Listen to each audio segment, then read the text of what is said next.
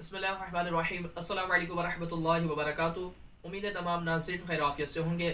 Shah on line Quran academy میں ایک بار ہم پھر سے حاضر ہیں۔ آج کے اس ویڈیو میں ہم قرآن مجید فرقان حمید بخشنے کا طریقہ کار آپ کو بتائیں گے۔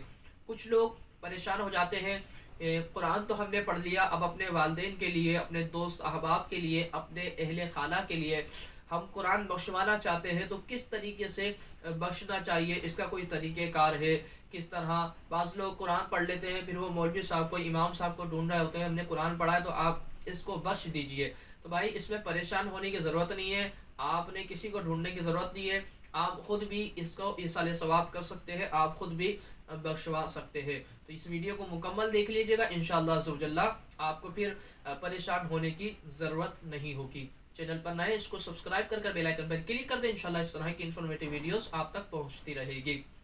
تو اس میں یاد رکھیے گا، آپ جب قرآن پڑھتے ہیں، مثال کے طور پر آپ کسی کے لیے، آپ نے قرآن پڑھنا شروع کیا، اور قرآن جب پڑھنا شروع کیا آپ نے یہ نیت کی کہ میں فلاں کے لیے یہ قرآن پڑھ رہا ہوں۔ مثال کے طور پر والد صاحب انتقال کر گئے، یا والدہ، یا دونوں ہی، یا پھر کسی بھی اپنے دوست احباب کے لیے آپ قرآن پڑھتے ہیں، آپ دل میں آپ نیت کر لیتے ہیں کہ میں فلاں کے لیے اس قرآن کو پڑھ رہا ہوں، فلاں کے لیے میں یہ آیت پڑھ رہا ہوں، فلاں کے لیے میں یہ سورہ یاسین پڑھ رہا ہوں۔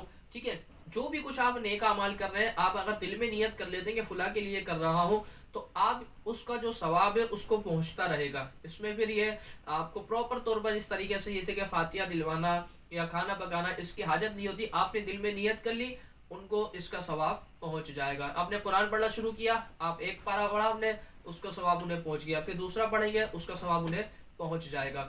اگر دوسرا طریقہ کار یہ ہوتا ہے کہ آپ نے پورا قرآن پڑھا، پورا قرآن پڑھنے کے بعد آپ اب اس کو بخشوانا چاہتے ہیں اپنے اہل خانہ کے لیے، اپنے والدین کے لیے، کسی دوست سے باپ کے لیے، اب آپ نے کرنا کیا ہے، آپ نے پورا قرآن پڑھ لیا، اب پورا قرآن پڑھنے کے بعد آپ چاہیں تو شرنی رکھ لیں اگر آپ کی استطاعت ہے، ٹھیک ہے، جو بھی آپ کی ہو، نہیں ہے کوئی مسئلہ نہیں ہے، صرف پانی رکھ لیں، ٹھیک ہے۔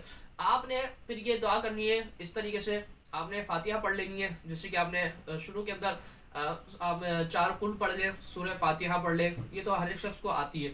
اگر نہیں آتی تو آپ نے 3 بار آپ نے سورہ اخلاص پڑھ کر، سورہ فاتحہ پڑھ کر آپ فاتحہ دے سکتے ہیں، کوئی مسئلہ نہیں ہے۔ دعا اس طرح کرنی ہے آپ نے کہ یا اللہ، میں نے جو کچھ پڑھا ہے، جو قرآن پڑھا ہے، یہ جو بھی میں نے تلاوت کی ہے، ٹھیک ہے، اس کا ثواب اپنی بارگاہ میں قبول فرما، اس کا ثواب حضور کی بارگاہ میں ہدیتاً، تحفتاً، عقیدتاً پیش کرتے قبول فرما۔ آقا کے وسیلے جلیلے سے تمام انبیاء، صحابہ، اولیاء، بزرگان دین، تمام مومنین مومنات، تمام بزرگان دین، تمام اولیاء کاملین، جتنے بھی یہاں قیامت تک مسلمان آئیں گے، آنے والے، ان تمام کو پیش کرتے ہیں قبول فرما۔ اور پھر جس کے لیے آپ نے خصوصاً ایصال ثواب کیا ہے، یعنی قرآن پڑھا ہے یا جو بھی آپ نے پڑھا، اس کا نام لے لیں گے، اللہ فلاں کو اس کا ثواب پہنچا، ان کی مغفرت فرما، ان کی بخشش فرما، ان کے صغیرہ کبیرہ گناہوں کو معاف فرما۔